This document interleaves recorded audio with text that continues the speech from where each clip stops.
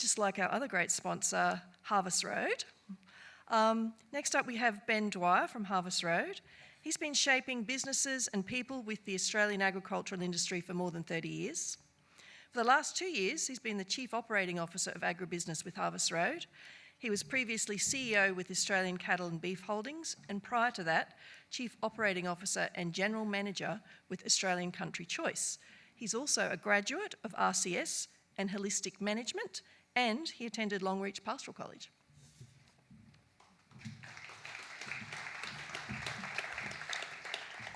Thanks very much, Robin. I'd just like to start by thanking the committee for inviting Harvest Road to contribute to the Rangelands Conference. As a pastoralist and as a cattle company, we're very proud to be here, and we're very honoured to be custodians of riparian rangelands throughout Western Australia. Special thanks to Matt Fletcher for reaching out to us. Matt's been providing continuous support for us in East Kimberleys and the West Kimberley on our Kimberley operations, and he often delivers a very sound, levelling range of truth to us when we get a bit carried away with what we think we can do. Also, I'd like to thank all the presenters over the last few days. It's been fantastic, great range of knowledge in the room, but I'd also really like to acknowledge Merv Watley for standing up here, which I don't know how Matt got him to do that, but it's one of the 8th wonders of the world, I think. But I've known Merv for nearly 26 years, and he's been a real advocate for very, very strong rangeland management south of Halls Creek, and also incredibly good herd management on a reasonably tough piece of Australia. So well done, Matt, for getting him along. I better get into it. Or not. So Harvest Road, I'll just have to, our vision is to deliver Australia's best sustainable produce to the world.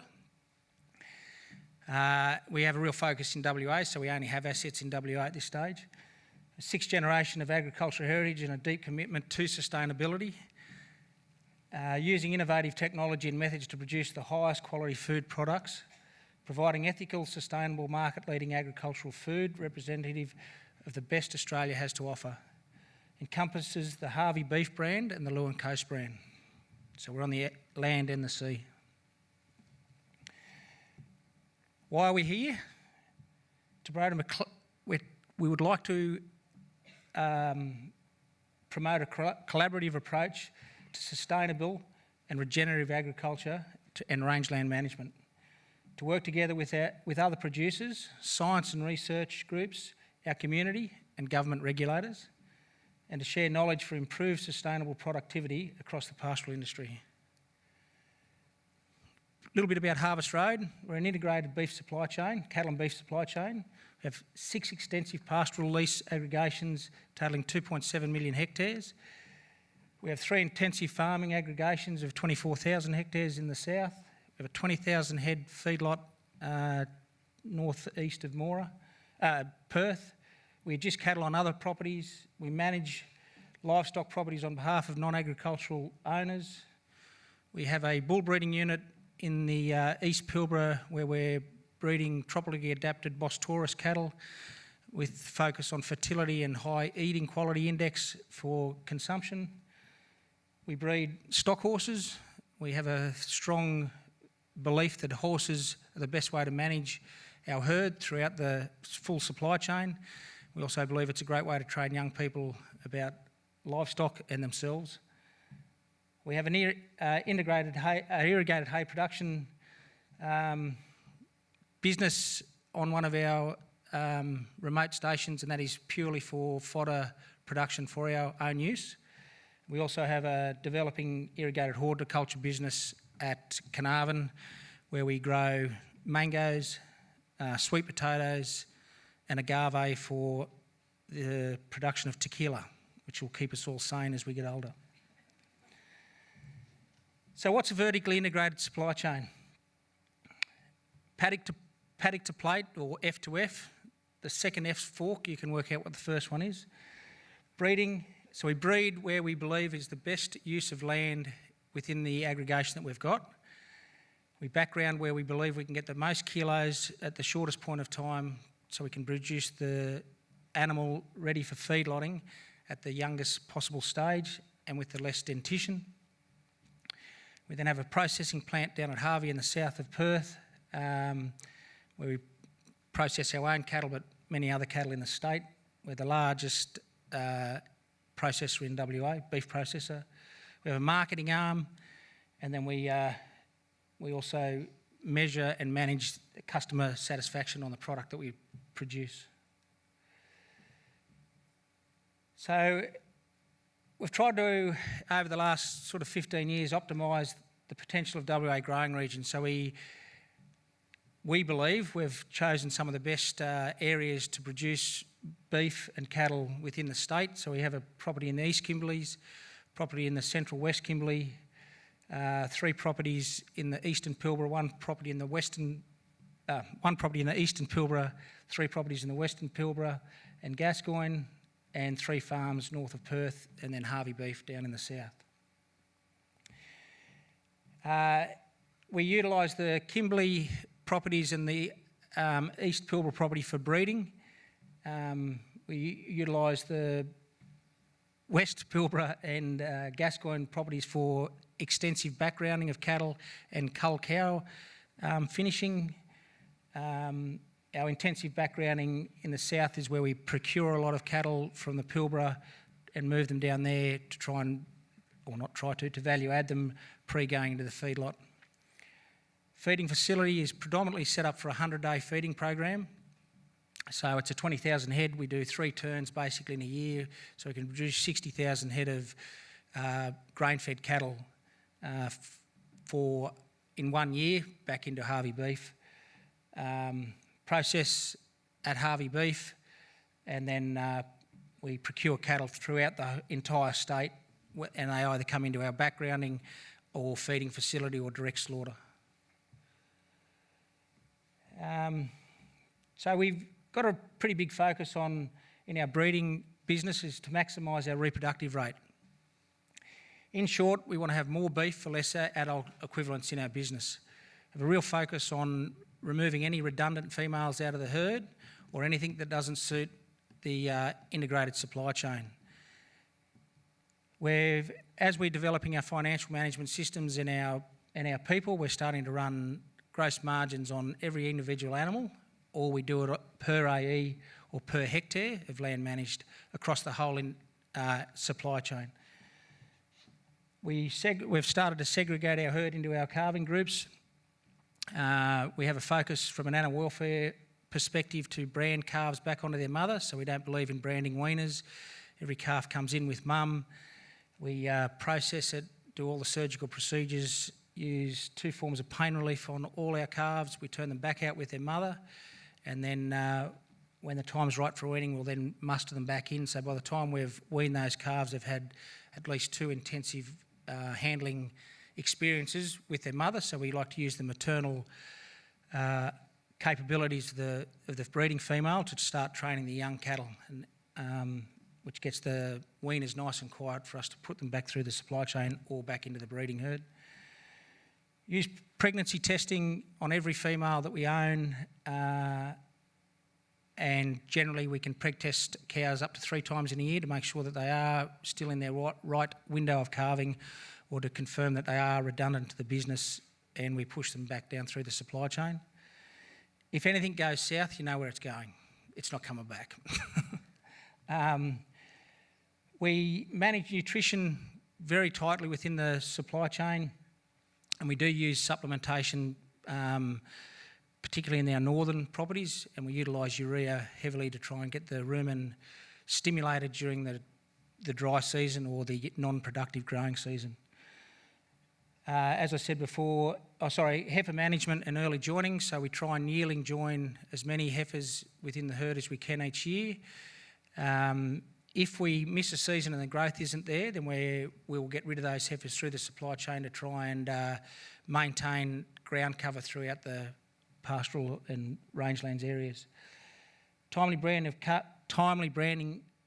of calving and weaning, so we're probably tipping the trend there a little bit, where we will brand the calves when they need to be branded. not when the season indicates we should. So we are quite adamant that we get our timing of calving right, but we will also brand all year round where we need to in segregated herds, including the wet season. So it puts a fair bit of pressure on the management team and their guys on the ground, but the financial results and the ecological results are starting to shine through. In our backgrounding business, like any backgrounding or production business, we're targeting cost of gain, so kilos of beef produced for the lowest cost. Animal selection for genetics that may suit the supply chain at the breeding end assists us doing that. Managing stocking rate to season and available pasture. We never hope for rain. We just manage what we've got. So we always attempt to have redundant cattle in the system so that when we do need to quit them due to lesser rainfall or rainfall that doesn't fall at the right time or unusable rainfall. So to us in Harvest Road, 100 millimetres of rain isn't 100 millimetres of rain. It depends when it falls and what the ambient temperature is pre-rainfall and post-rainfall. So in a wet season, if we have what we would deem a non-average wet season, then we want to have the herd ready to go to start unloading those cattle well before the grass is showing us that we haven't had the rain. So we like to be quite dynamic within the herd. We try and manage animals in their weight groups and their sex groups. So for animal behaviour and for acclimation, when we get them into an intense feeding program, we like the cattle to be in the same mob right through their life. So when they hit the feedlot and we put them into the pens, they're very much acclimated and they're used to their pecking order within the herd. Animal behaviour is a big part of our observations for our management team, so we like to try and pick any animal that won't live a happy and fulfilling life within its group, and then we'll move it out of that group and try and commingle it with a group where it'll be more content. Managing nutrition and supplements in our backgrounding herd, in our extensive and our intensive backgrounding herds. Those of you who aren't from Western Australia, it's very, very easy climatic conditions from the north through to the south, and they're very clear cut. So in the north, we basically the north being the Kimberley and the top of the Pilbara, it's very much a summer rainfall. In the Pilbara and the Gascoyne, we can get rain any time, or more importantly, we don't get rain most of the time. And then when we go down to the south, it's very much a winter rainfall, varying from just north of Perth right down to the southwest on how much rain you get and the usable grass or pasture availability. In the southern agricultural zones, when the rain stops, the feed starts to cut out straight away. So around about now, the rain will stop in the south, and by Christmas time, most of the pastures, native pastures, will have very low or below maintenance nutritional value in those herds. So managing the moribund grass that grows, and there's a lot of it in the south, is as difficult for us from a livestock production system as it is for our rangeland conditions. The other big part of our business is minimising mortality and morbidity.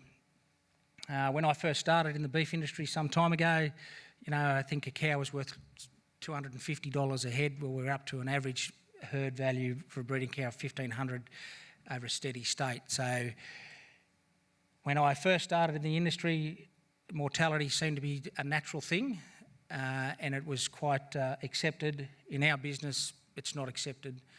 We try and manage it as closely as we can, and we certainly look at our mortality, and through our intensive business, our morbidity is also very important to us. So if we've got crook animals, that normally leads to more mortality.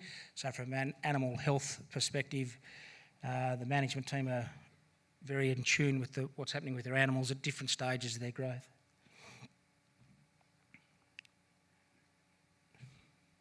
Slower than me.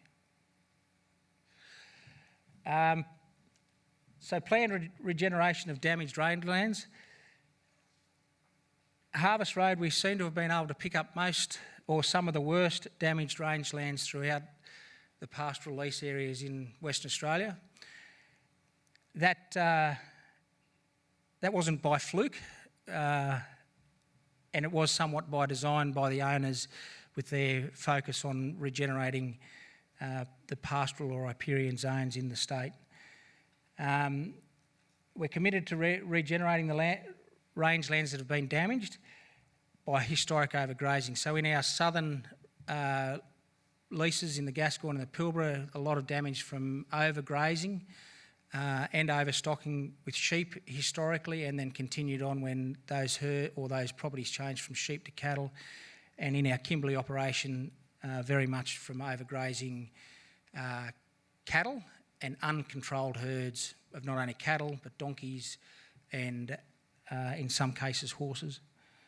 We reduce stocking rate to zero if necessary to try and start regeneration, but we also have a very strong focus that if you have capped land like we see in the photo to the left, which is down on Balfour Downs, we need animal impact to try and break up that crusted or that hard surface to try and get moisture in.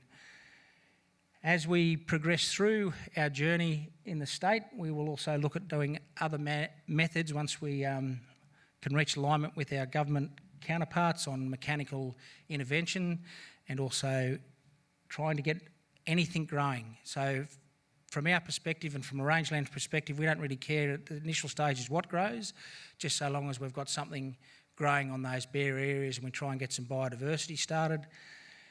As we develop that, we'd like to see more perennials and strong annuals growing, and then as we evolve through that cycle, then we'd like to see the perennials will give us the best possible weight gain on those animals that we can graze there.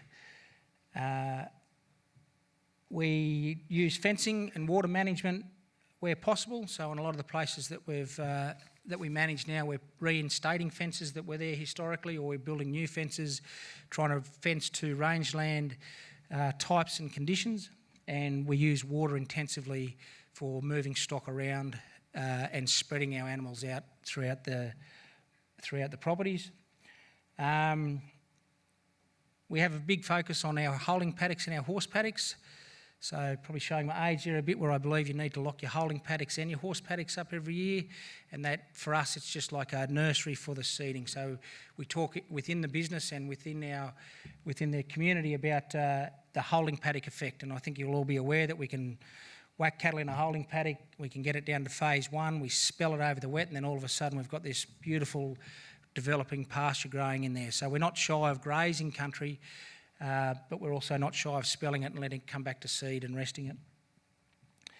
As I said, we do currently some very moderate remedial earthworks, a little bit of pondering, brush mulching, diversion banks, woo buoys within roads or tracks or fence lines. We're starting to do some erosion work on some of our worst areas to try and slow the water down. But as we progress, we'd like to do more and more, that went quick, more and more remedial earthworks to try and get the moisture into the soil and grow whatever we can to get the pasture back there. We'd like to explore more opportunities to sow pastures, and we're starting to look at our diversification permits to allow us to do that. But we have a lot of work to do there in the state. Some of the best perennials that we can grow are probably not the preferred perennials to get started, and some of our natives are very hard to get seed, and they're very, very hard to get started once your land type has degraded to, again, what we see on the left. And seek an open and collaborative relationship with our government departments, including DPIRD, DBLH and the Soil Commissioner. So we like to have a very open approach, and if anyone wants to come onto our property to have a look from any of the departments, doesn't matter who they are, we welcome them with open arms, and we'd like to spend more time with them than not less. Understanding that we'll probably end up in a bit of an argument at some point, because we're very much commercially driven for what we do, and we understand that the science versus what we think might be a practical approach may not always meet eye to eye, but try and finish the afternoon with a cold beer and a bit of a laugh. Our rangeland monitoring program commenced in full in 2023 by employing a full-time biodiversity lead. We use existing historic PPMS and warm sites, and we're creating new sites as we go along. We've been very fortunate to be able to get some historic data out of the Kimbleys through Matt's connections in the department, and some of those sites were and Paul Novelli's in the crowd. We were fortunate enough to work with Paul a long time ago, so some of those sites we're reinstating. Very interesting to see the change from way back then to now, and the severe degradation in some areas. We aim to consistently assess rangelands and pasture conditions to identify trends, high and low productivity areas, and response to seasonal conditions and stocking rates. We collect a lot of data, and we're starting to analyse it with rainfall, stocking rates, productivity, and additional complementary data, including satellite ground cover assessments and monitoring. As you've heard today, or the last few days, guys, there's just a myriad of things out there, tools that we can use now, and we need to choose the tools that are correct for our business, because at the end of the day, we are a livestock business, and to have livestock, we need to have good pasture, so we can't overload our management team with too many new gadgets and toys. They all have to work for us, and we have to be able to understand the data. This information will be used to support sustainable management decisions.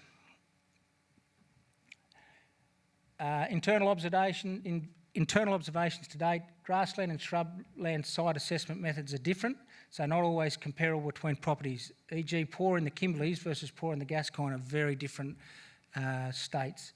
Using a set method, counting presence or absence of desirable, intermediate, undesirable grass species present, maintains consistency, reduces subjectivity, results that could occur using visual assessment alone. Initial challenges. As sites were installed decades ago, often when stations were stocked with sheep, the locations and pasture types may no longer provide relevant information. Method criteria based on pastoral conditions does not always align with or represent ecological health or condition or productivity of a site. The site is only a small area of the total area managed, so not always representative of paddock conditions. We also do a lot of biodiversity monitoring to better help understand and promote biodiversity across our properties.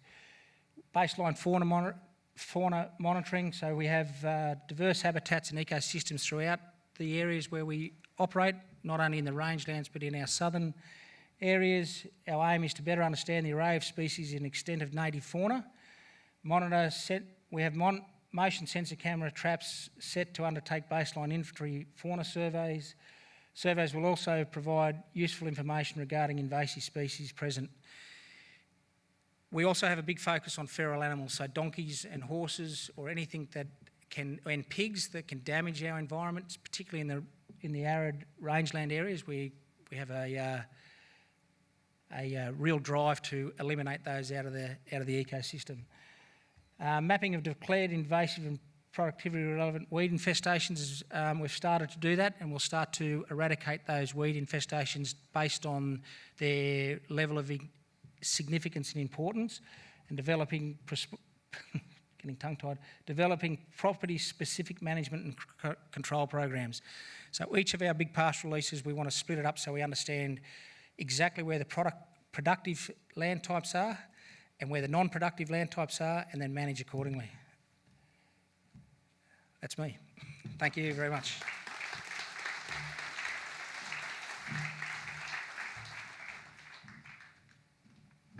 Thanks, Ben. I think that's my favourite talk so far. So, questions?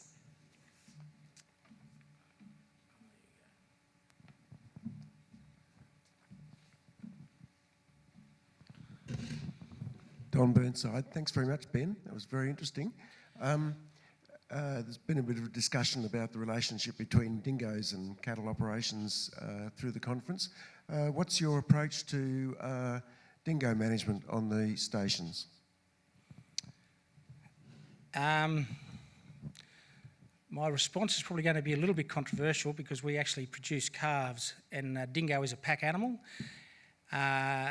We'd probably have a more sensitive approach to dingoes if they were actually catch and kill type prey animal, but they're actually more about herding and doing the damage to the calves. So we believe ecosystems need to have a level ground. When anything gets out of balance, then I think it needs to be pulled back into balance. So for us, dingoes are a natural predator of what we're there to produce, and we see them as quite a damaging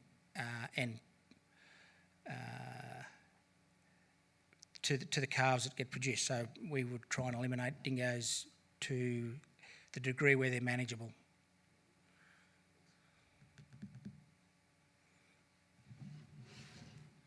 Another question? Down the back.